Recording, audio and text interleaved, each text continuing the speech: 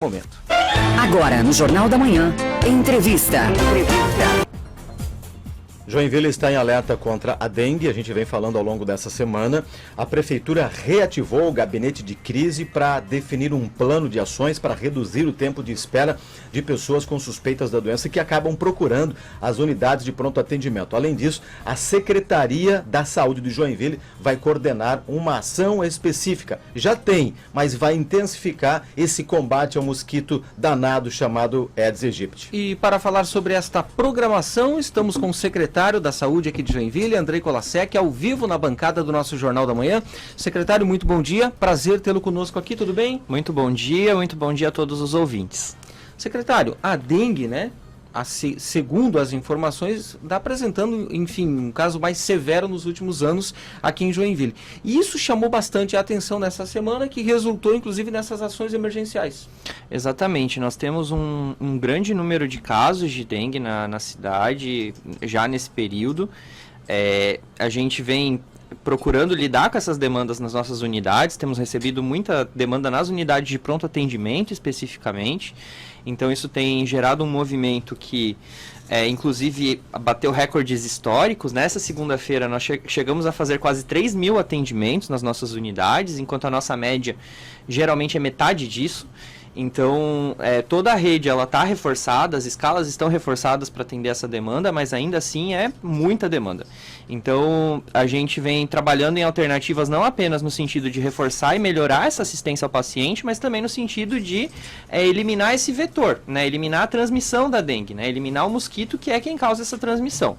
Então, por isso, agora no dia 1º de abril, vai ser realizada uma grande ação, né? Um grande mutirão, um dia D contra a dengue, que vai ter foco, né, nos bairros Comasa, Nova Brasília, Bom Retiro e Floresta, que são os bairros com maior número de casos de dengue até o momento, e vai reunir diversas instituições, né, diversos voluntários, inclusive. Então a gente vai ter as forças de segurança participando, nós vamos ter os escoteiros participando, nós vamos ter, enfim, né, a sociedade civil de forma geral está mobilizada para fazer esse enfrentamento à dengue e para a gente atuar positivamente também na transmissão, não apenas no tratamento dos pacientes já infectados. Secretário, antes da gente falar da ação, né, lá no futuro, eu queria entender um pouquinho, até para o ouvinte também perceber a gravidade, digamos, do momento que a cidade vive no sentido... Porque a saúde acaba sendo responsabilidade de todos. Não adianta o município ficar batendo no poder público pedindo, morador, olha a tampinha da garrafa no seu terreno, e o morador não fizer a parte dele. Nós estamos há quantos anos falando de dengue? Está difícil vencer esse mosquitinho aí. O que a gente percebe hoje na rede de atendimento de saúde? São os casos apenas de dengue? Nós temos Covid, doenças respiratórias. O que está dando esse gargalo lá na porta da UPA, hein, secretário? Então, agora, na verdade, o que a gente tem é uma soma de diversos fatores, né, em andamento aqui na cidade. A gente tem um grande número de casos de doenças respiratórias, e é uma situação até que é um pouco inusitada para a gente na saúde, porque a gente costuma ter um aumento de casos de doença respiratória, historicamente, a partir do mês de maio. Sim. Nesse ano, nós tivemos uma situação antecipada, vamos dizer assim. Então, isso também causou uma certa... É inédito, né, de certa forma. Então, isso se somou com esse momento que a gente tem já historicamente de pico de dengue, que é a partir do mês de março. Então, é uma situação assim, que a gente tem circulação de influenza, a gente tem circulação de vírus, né, que causam resfriado comum, como o rinovírus, por exemplo. A gente tem circulação de Covid ainda na cidade, ainda que em patamares muito menores e menos graves do que na época da pandemia, mas que levam as pessoas a procurar os serviços de saúde. Então, a demanda que nós temos hoje, majoritariamente, 90%, são pacientes pouco graves, mas que têm algum tipo de sintoma que não é muito específico de nenhuma dessas doenças. Então, a gente tem sintomas que são comuns a todas elas, como, por exemplo, a cefaleia, a dor de cabeça, o cansaço, a dor no corpo, febre. Então, são sintomas que são comuns tanto à dengue, quanto à Covid, quanto ao resfriado comum, quanto à influenza. Então, todos esses pacientes têm procurado as unidades para terem algum tipo de direcionamento, de tratamento, para realizarem testes. Então, é um fluxo realmente muito grande. Secretário, eu lembro lá atrás, em 2020, né, não faz muito tempo, foi feita uma parceria com a Fiocruz para ações contra o mosquito. Esse efeito, né, chegou a dar algum resultado esperado? Há projeções de novas parcerias com o Instituto? Com certeza, a gente implantou aqui na cidade, essa parceria ainda está em andamento. Nós implantamos estações disseminadoras de larvicida na cidade. É um projeto que ainda está em expansão. Ano a ano nós vamos ampliando o nosso número de estações disseminadoras na cidade. É uma estratégia que ela utiliza o mosquito para eliminar os focos. Então, basicamente, como funciona? Essa estação disseminadora, ela simula um criadouro natural do mosquito. Esse mosquito vai lá, para pôr os ovos, né, dele, e ele fica impregnado com um larvicida, com uma substância que mata larvas. A partir do momento que ele voa, né, e pousa num criadouro natural, ele descarrega aquele larvicida no criadouro natural e, consequentemente, mata as larvas que ali estão. Então, é uma estratégia bastante inteligente porque utiliza o próprio vetor contra a doença. Nós verificamos nos bairros em que essa estratégia já foi implementada, a gente teve uma redução já no número de transmissões, uma redução no número de casos. É uma estratégia que a gente vem investindo, né, que está em andamento também nesse ano. A gente hoje já tem estações disseminadoras espalhadas por toda a cidade e, com certeza, se essa estratégia não tivesse sido adotada, a situação seria ainda pior. Mas vale lembrar, 80% dos focos de dengue que nós temos hoje estão localizados dentro das residências das pessoas. Então a gente sempre reforça esse apelo para que as pessoas verifiquem seus próprios quintais, verifiquem os terrenos das casas, verifiquem eventuais depósitos de água parada que possam servir como criadouros do mosquito. Então é uma situação até que é social, né? A gente precisa de uma mobilização da sociedade contra esse problema, porque o problema está dentro das casas, não nos imóveis públicos, não nos terrenos baldios, é dentro das casas especificamente. Às vezes a pessoa pensa, não, a dengue não vai me pegar, não vai chegar no meu quintal, mas uma hora chega, infelizmente. Secretário, ontem eu estava lendo uma reportagem, tinha um relato de paciente dizendo o seguinte: fiquei mais de 11 horas na UPA Sul à espera de atendimento. Esse tempo de espera de 11 horas, ele acaba sendo normal em razão desse volume? Dá para diminuir esse tempo de espera para o paciente? O que acontece, especialmente nessas situações de dengue, é que a gente tem um tempo de espera grande para o desfecho clínico. Isso a gente vem trabalhando para reduzir. Então, o que nós temos verificado nesse momento não é um tempo de espera tão longo para o acesso ao serviço de saúde, para o acesso ao atendimento médico, vamos dizer assim.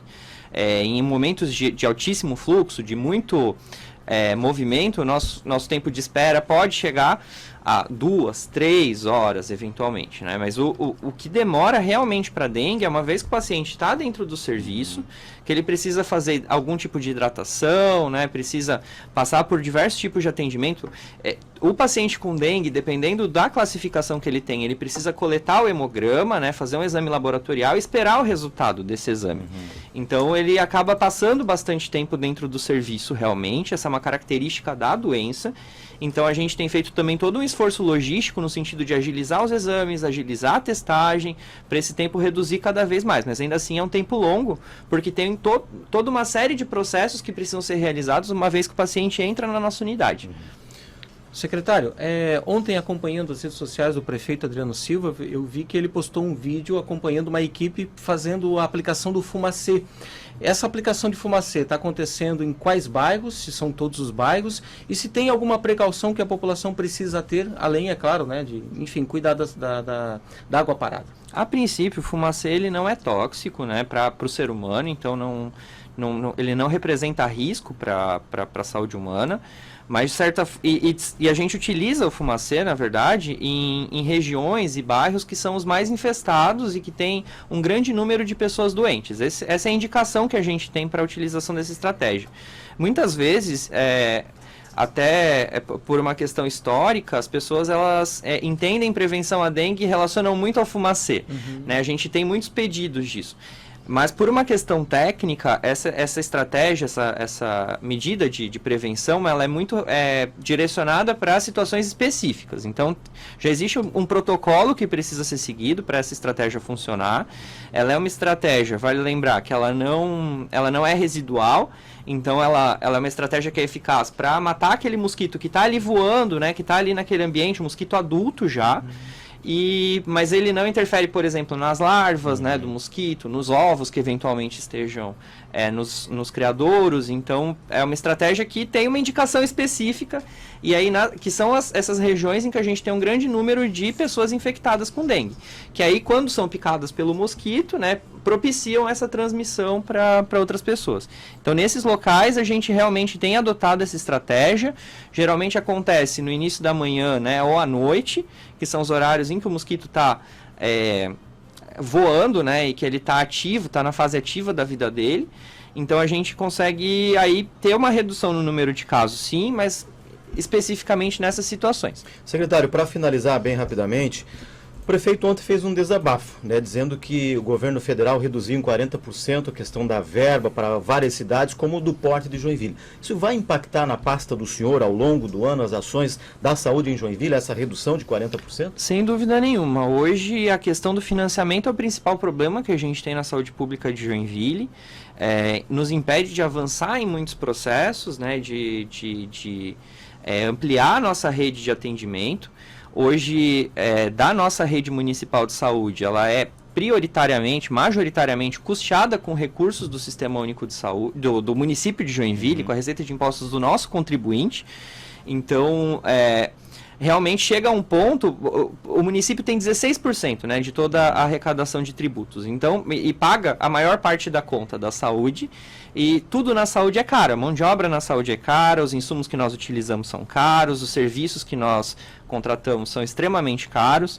Então, uma vez que a gente não tenha um aporte de recursos significativo do governo do estado, do governo federal, o município acaba chegando num limite em que ele não consegue avançar, porque a prefeitura tem outras, inclusive, atribuições que não apenas saúde, né? A gente tem a questão da educação, que precisa ser mantida, tem a questão da assistência social, que precisa funcionar, a gente tem a infraestrutura urbana, quantas outras áreas, né? Então, só para falar das essenciais, né? Então, realmente é bem desafiador o cenário para o SUS de forma geral no Brasil. Nós não temos uma perspectiva concreta de aumento de financiamento federal na área da saúde.